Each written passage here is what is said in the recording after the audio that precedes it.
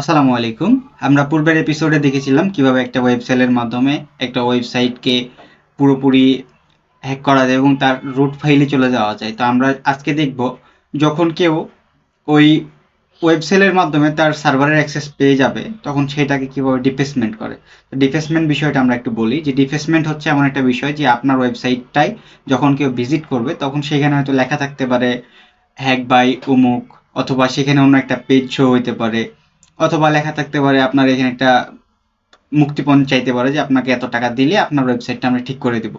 তো আমরা দেখব যে ওই বিষয়টা কিভাবে করে এবং এটা কিভাবে আমরা সলিউশন করতে পারি। তার আগে একটা বিষয় বলি যে ডিফেসমেন্ট করার মেন রিজন থাকে যে অনেক ট্রাফিক থাকে, সেই ট্রাফিক গুলাকে ডিমোটিভেট করার জন্য, অথবা একটা সার্ভারের যে অ্যাক্সেস গুলো আছে সেগুলো থেকে যেন সে একটা মুক্তিপণ চাইতে পারে। যখন আপনার এখানে অনেকগুলো ডাটা থাকবে বা অনেক ট্রাফিক আসবে তখন আপনি তাকে মুক্তিপণ দিতে, অথবা আপনার সার্ভারটা হ্যাক হলে আপনি তাকে যে কোনো মূল্যে আপনার সাইটটা ডিফেসমেন্ট থেকে আপনার সাইটটা পুনরুদ্ধার করতে চাবেন।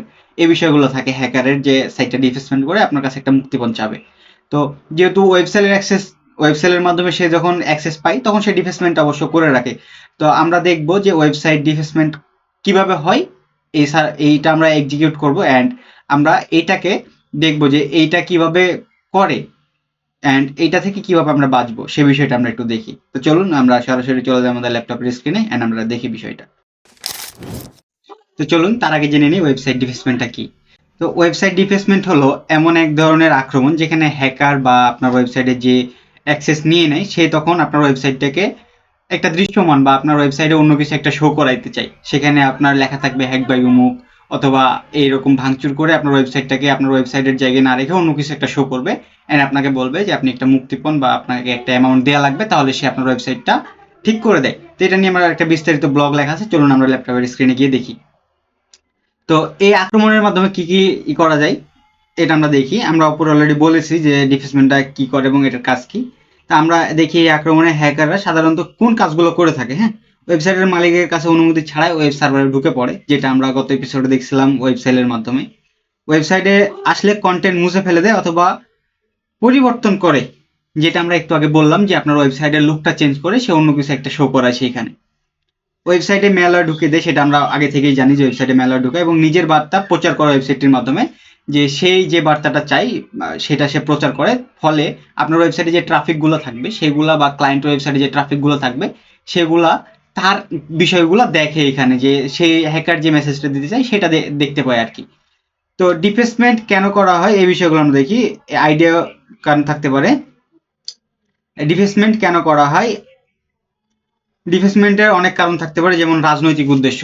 তবে এটা আমাদের দেশীয় বিষয়, তবে এটা বাইরের ক্ষেত্রে অনেক বেশি না হয়, আমাদের দেশীয় ক্ষেত্রে এই বিষয়টা হয়। তারপরে সামাজিক বার্তা দেয়, তারপরে খ্যাতি, প্রতিশোধ। ধরেন যে আপনার একটা ওয়েবসাইট আছে, আপনি কারোর সাথে দুশ্মনী আছে, সেই বিষয়টা নিয়ে সে আপনার এখানে আলোচনা করে এন্ড সেটা সে এখানে নিয়ে আসার পরে সেখান থেকে একটা ইস্যু তৈরি করে আপনার ওয়েবসাইটের বার্তাগুলো সে পৌঁছায়, পরে বলে যে আপনাকে একটা ডিফেসমেন্ট বা একটা মুক্তিপণ দিলে আপনার ওয়েবসাইটটা ঠিক করা যায়। তো চলুন আমরা এখন দেখি যে এই ডিফেসমেন্টটা কিভাবে করে এন্ড এই ডিফেসমেন্টটা কি, আমরা এই বিষয়টা একটু দেখি। তো আমরা দেখি যে ডিফেসমেন্টটা কিভাবে করে, আমরা সেই বিষয়টা দেখি। তো চলে যাই, আমরা আমাদের সি প্যানেলে যাই।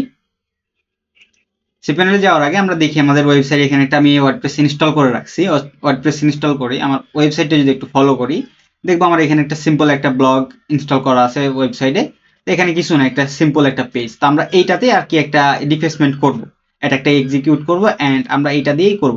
তো আমরা গত এপিসোডে দেখছিলাম যে আমরা ওয়েবসাইটের মাধ্যমে আমরা এই সার্ভারে ঢুকছিলাম, তো আমরা ওয়েবসাইটটা আমরা এখান থেকে ডিলিট করে ফেলছি।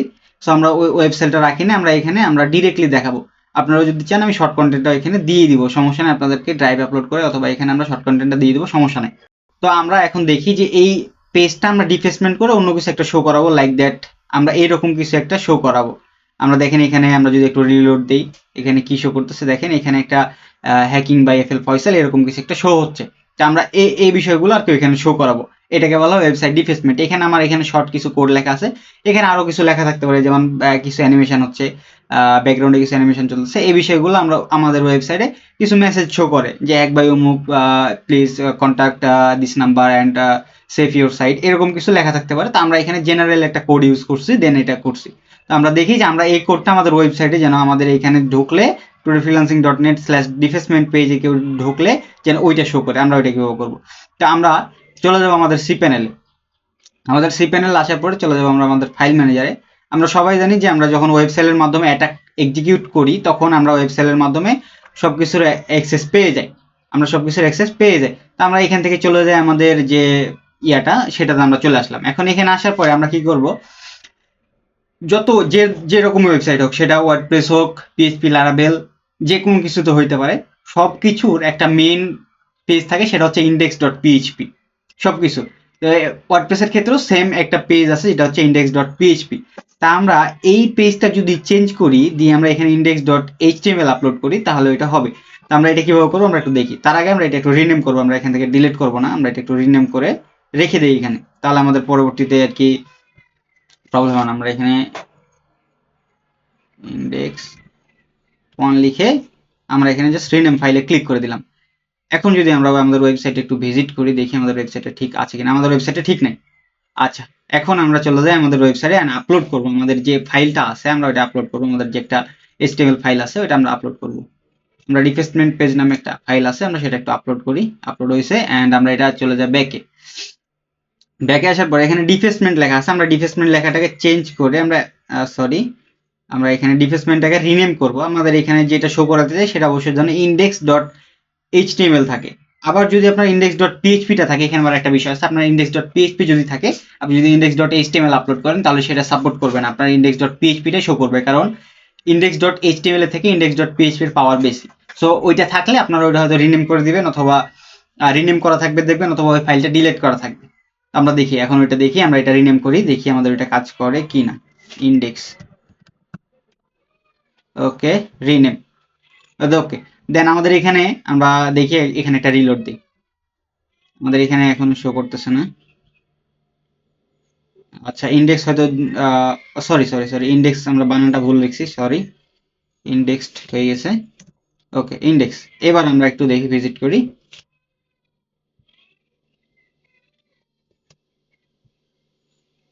এই যে দেখেন আমাদের ওয়েবসাইটটা রিলোড দিলে আমাদের এখানে এরকম একটা শো হয়ে যাচ্ছে, আমাদের এখানে এই বিষয়টা শো হচ্ছে। তাহলে এখন আমরা যদি এখানে আমাদের বিষয়টা শো হয়, এখন আমরা আমাদের এখানে লাইক দ্যাট আমাদের এখানে যে index.php ফাইলটা আছে সেটা ডিলিট করে দিছে হ্যাকার। আমরা যদি কোডটার ভিতরে যাই একটু দেখি, এখানে যে কোডগুলো আছে, আমরা তো কোডগুলো জানি না কি আছে না আছে, আমরা ধরেন এটা ডিলিট করে দিছে হ্যাকার এটা আমি ডিলিট করে দিলাম। আমি এটা ধরলাম, ধরে এটা আমি ডিলিট করে দিলাম, এখন আমার ওয়েবসাইট তো ঠিক করবো কিভাবে, এই বিষয়টা এখন আমাদেরকে বোঝা লাগবে যে আমাদের ওয়েবসাইট এখন ঠিক করবো কিভাবে। এটার জন্য শর্টকাট একটা ওয়ে আছে, আপনি চলে যাবেন আপনার সি প্যানেলে, ওই ফাইলের মধ্যে অথবা ওই ফোল্ডারের মধ্যে আসার পরে এখানে একটা ফাইল ক্রিয়েট করবেন। ফাইলের নাম দিবেন index.php, HTML দিবেন না, index.php দিয়ে ক্রিয়েট করবেন। এটা ওয়ার্ডপ্রেসের ক্ষেত্রে index.php দিলে আসবে। এখন আপনারা গুগলে যাবেন, গুগলে সার্চ করবেন WordPress index default code index.php default code already আমাদেরকে দিয়ে দিচ্ছে। এন্ড আমরা এখানে আমাদের গিটহাব আছে, গিটহাব থেকে আমরা নিতে পারি, সমস্যা নেই। এই যে দেখেন এখান থেকে, সরি এটা আমরা নিব না, আমরা এটাই নিয়ে নিই, সমস্যা নেই। কন্ট্রোল A কন্ট্রোল C, আমাদের সি প্যানেলে চলে যান। আমরা index.php যে ফাইলটা আছে এটা আমরা এডিট করব। এডিট করার পরে আমরা এখানে পেস্ট করে দিব, বাস, সেভ। এখন যদি আমরা আমাদের ওয়েবসাইট একটু রিলোড দেই, দেখি কি শো করে এখানে। এই দেখেন আমাদের ওয়েবসাইটটা চলে আসছে।